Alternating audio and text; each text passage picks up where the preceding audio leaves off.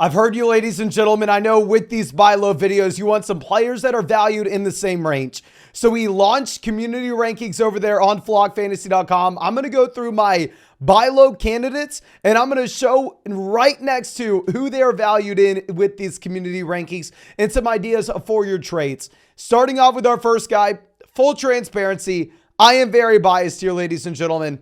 But if you could get a decent price point on Dallas Goedert, I'm going to go for it. Like, if you're looking at Dallas Goedert, in my mind, I think that he's going to be comparable to, say, Dalton Kincaid rest of season. I think that both these tight ends will be options that are in elite level offenses where there's a lot of passing volume to go around. They're running alongside alpha wide receiver one, so we're not expecting some crazy target share to consistently go to the tight ends. But they respectively each have some touchdown upside because their offense is going to be scoring a zillion points, and they are talented at the same time.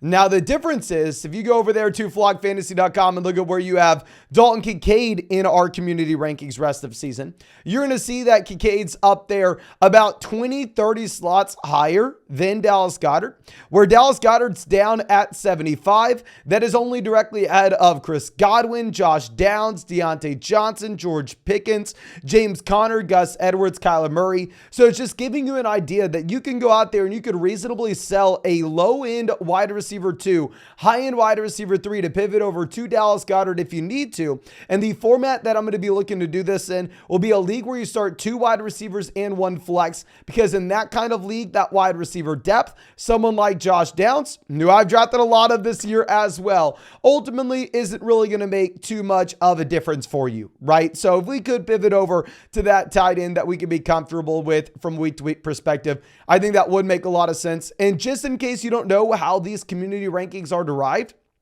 every time you go to the rankings page on flockfantasy.com, you're going to be presented with 4 players to rank. You essentially go through, rank those players. We take those data points, and we've had over 10,000 submissions within the first 24 hours of this tool being live. We're able to combine all these data points and give you the most up-to-date, accurate list of how the community is ranking players in fantasy football and determining traits. You can find that on flockfantasy.com, and it is free, of course. But going over to our next guy, Devon Achane is a player that I want to put an asterisk on.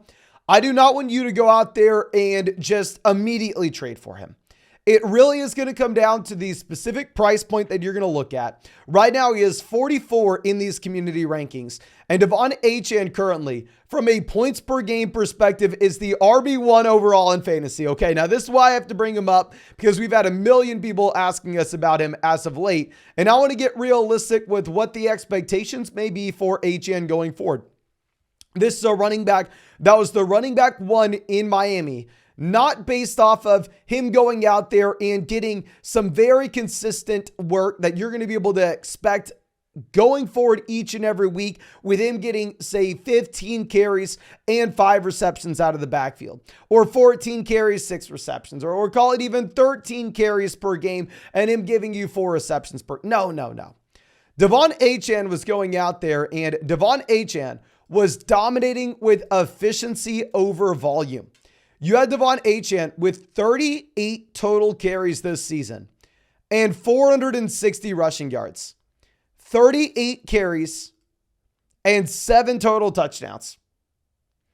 So while I know we've had our comment section flooded as of late, asking for our thoughts on Devon Achane going forward, this is a running back that should be fully good to go in 2 weeks. He only has 1 more week left on the IR.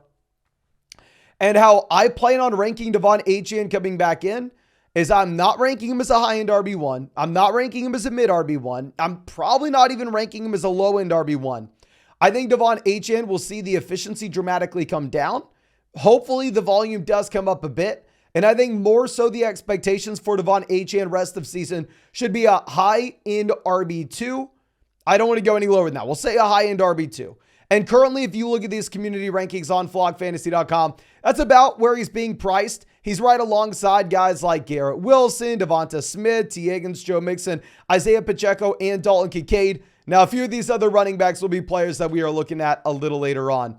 But let's move over to another running back that's going to be coming back from an injury.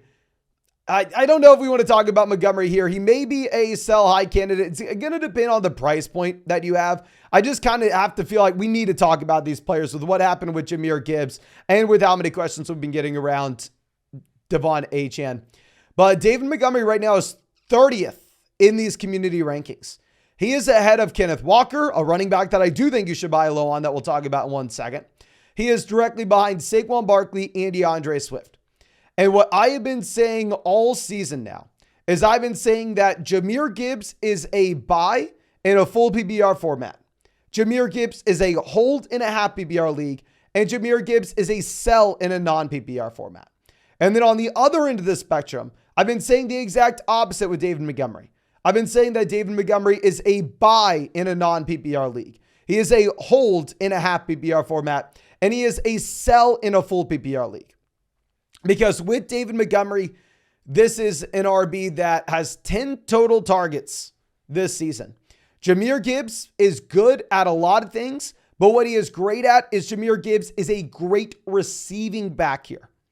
So I don't know why I wasted your time to throw a running back in here that we're not necessarily telling you to go out there and buy. I'm sorry, just felt like I was tired of getting questions about him. We kind of needed to come out here and talk about him just a bit.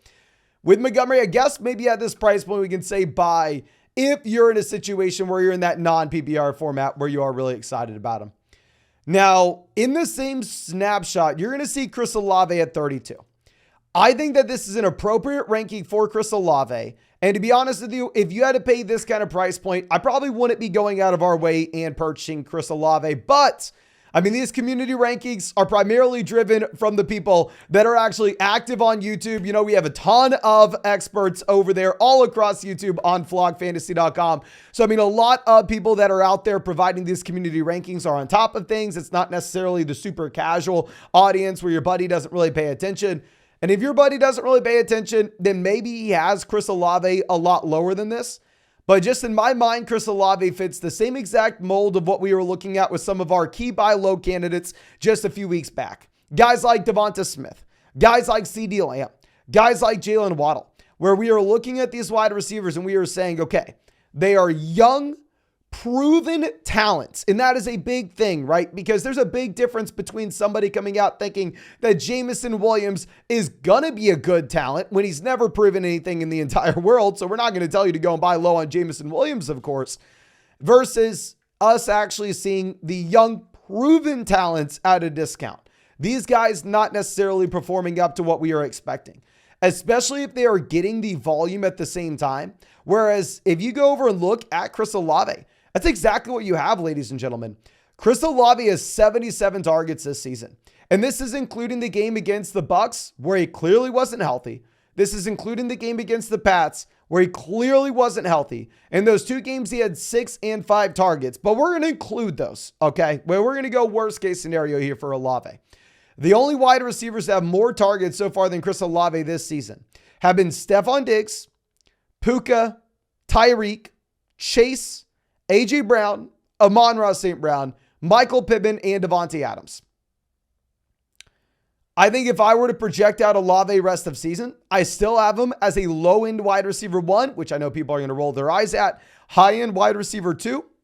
I would not buy at the low-end wide receiver 1 price tag. I honestly wouldn't even buy at the high-end wide receiver 2 price.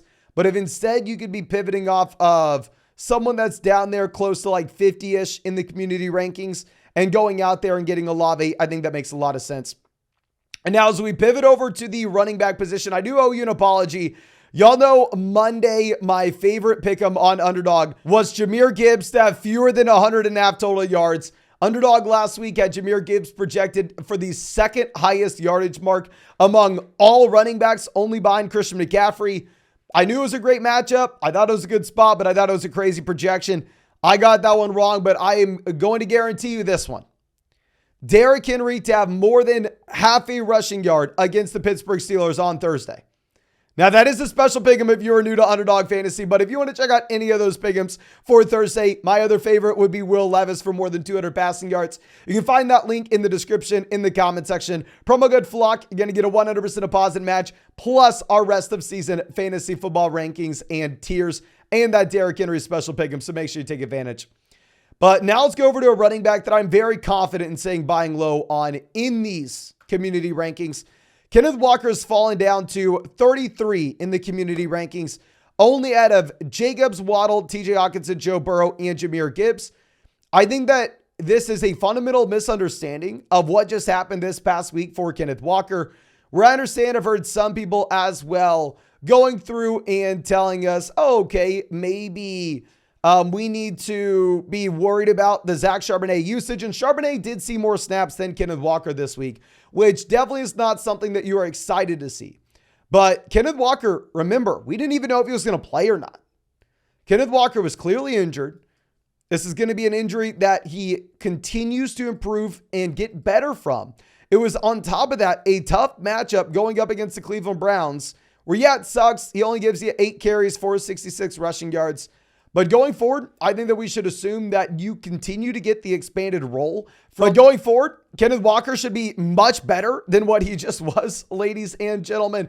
I think Zach Charbonnet does transition more so to being the third down back here and obvious passing down situations. If you look at the previous workloads that you had for Kenneth Walker, outside of this 1 week where he was dealing with the injury and we didn't even know he was going to play, you had week 1, 16 touches, week 2, 18, then 21, 17, 22, 28, and then this past week, 9. It's an outlier. Don't be worried about it. Maybe with the tough matchups that he has, I mean, the owner is a little worried. Maybe we can get him at a decent price.